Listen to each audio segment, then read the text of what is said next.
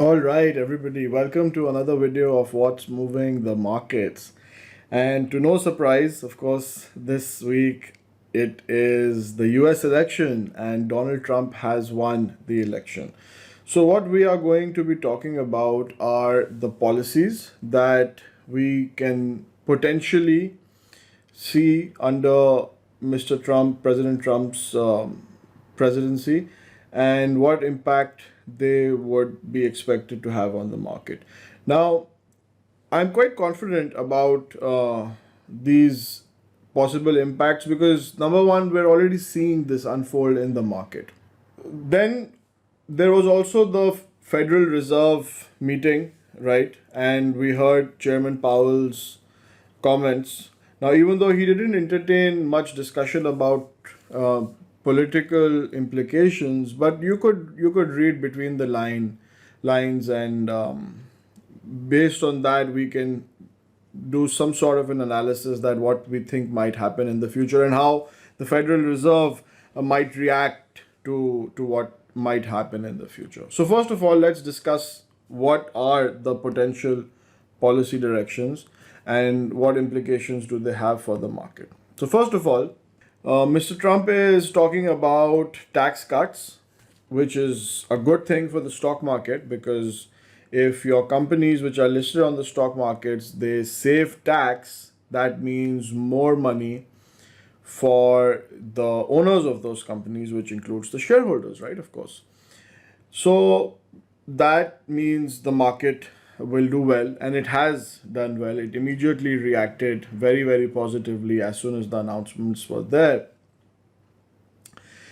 And specifically, some sectors more than others, right? So, in terms of lower tax cuts, of course, that helps everybody, but there are policy changes which will be specially beneficial for financials and energy sectors. Now, how and why? First of all, within the financial sector, we're talking about capital adequacy ratios being changed in the sense that, so let's say this is a bank, right? And the bank gives loans, and if there's any losses on those loans, we don't want those losses to go and spoil the deposit holders' money. So the bank maintains a capital of its own to absorb any of those losses.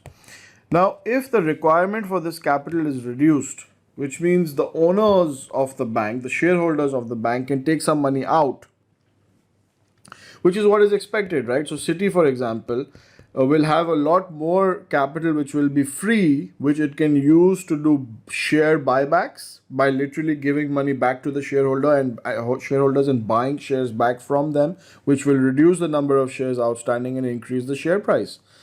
So, number one, banks are very sweetly placed because of this positive regulatory changes, and of course the overall tax cuts.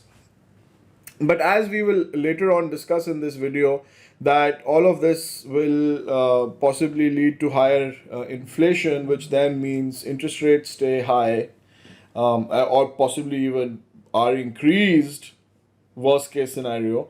So that's again good for banks. So banks are probably the biggest beneficiary from the Trump presidency. Point number one.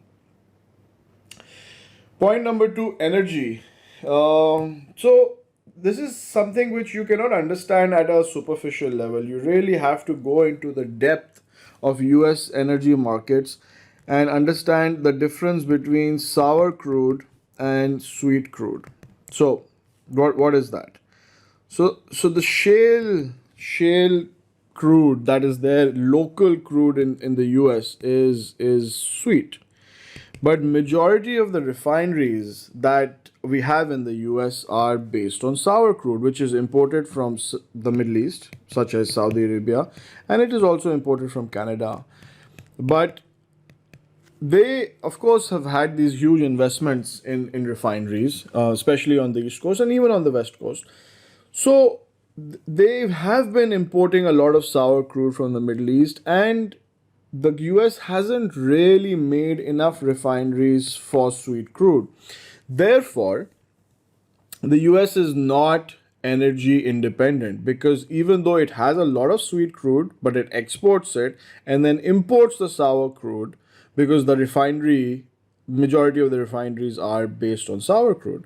So now what uh, the Trump presidency is most likely to do is prioritize energy independence, which means regardless of the benefit of the refineries, which are sour crude refineries, even if their business gets negatively affected, the government will want to develop the sweet crude refineries so that the US can be energy independent. And again, that has geopolitical reasons, because right now the US is still dependent on Middle Eastern oil, which leaves it exposed to Iranian influence on the Middle Eastern oil supplies.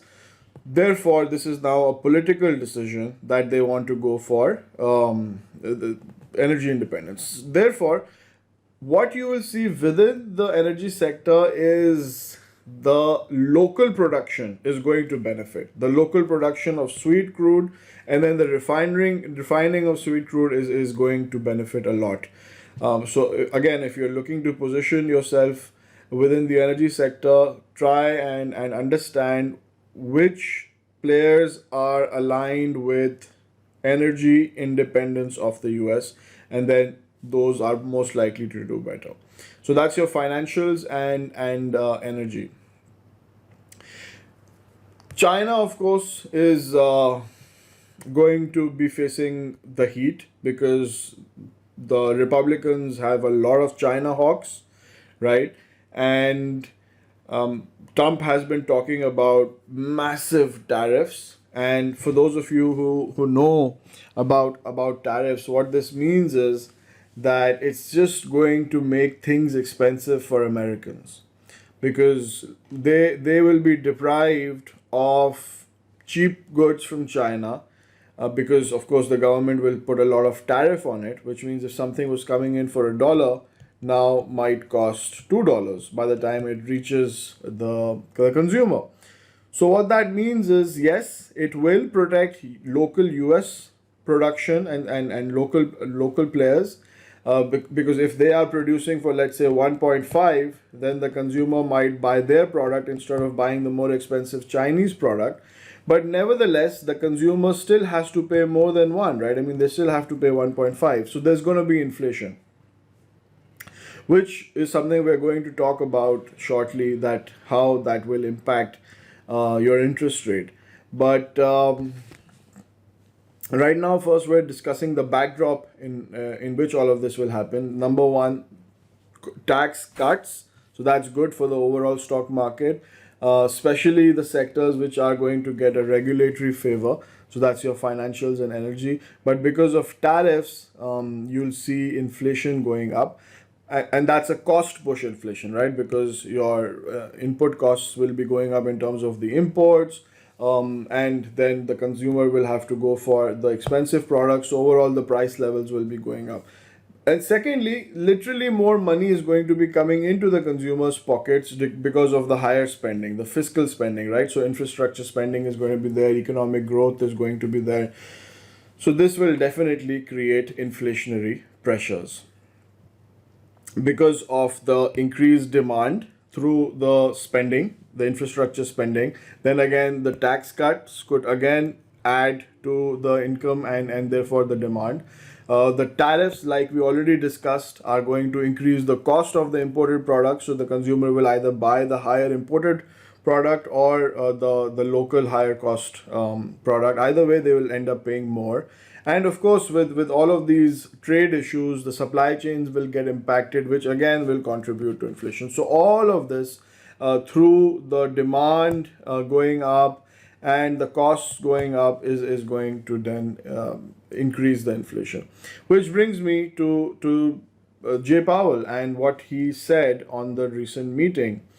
And what he said was, all right, we seem to be in a good position in terms of the economy. The labor market is strong, even though the recent jobs data was not that good. But nevertheless, the labor market is pretty good. And inflation has come down to 2.1, which is very, very close to to the target of 2.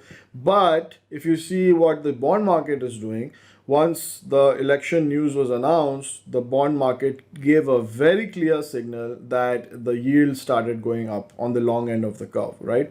The bond prices started going down and the yield started to go up, which means the bond market thinks the interest rates are going to either stay high, right? Or they are going to maybe even be increased. So we're looking at interest rates uh, staying high.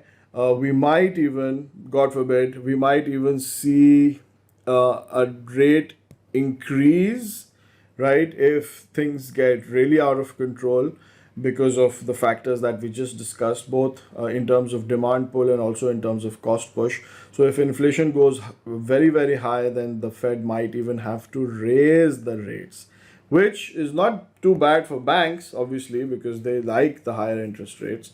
So they are the biggest winners of this Trump presidency.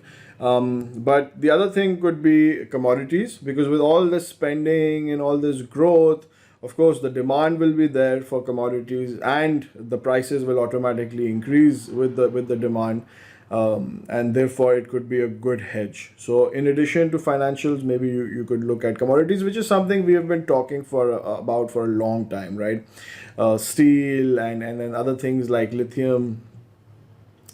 So that is there. Of course, you should be very, very careful of not having too much exposure to rate sensitive sectors, because this is almost as clear as day, to see that inflation is going to increase. Interest rates will either stay high or maybe even, God forbid, be further increased, which means those highly leveraged sectors like your utilities, which are already at very high PE ratios now because of the whole AI and data center play, might take a big correction from here. So be very careful with that.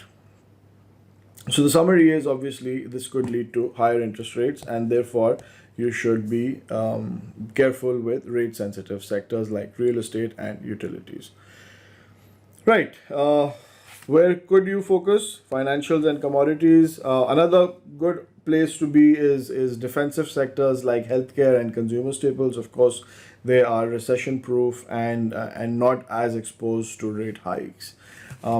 You can have exposure to energy like we were discussing earlier, but very, very selective. And what I mean with selective is that look into sweet crude production and refining, right? Don't go into sour crude refining, because that seems to be the dying end of this, because they don't want dependence on Middle Eastern sour crude. They want energy independence, which is something which is understandable, right?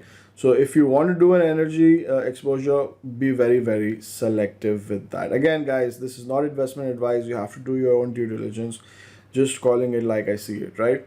So the investment outlook is inflation and interest rates will either stay high, maybe even increased, and which means you should be careful with exposure to rate sensitive sectors. So like always, if you found it useful, like, share, and subscribe. And of course, your comments are most welcome. Thank you, and see you next week.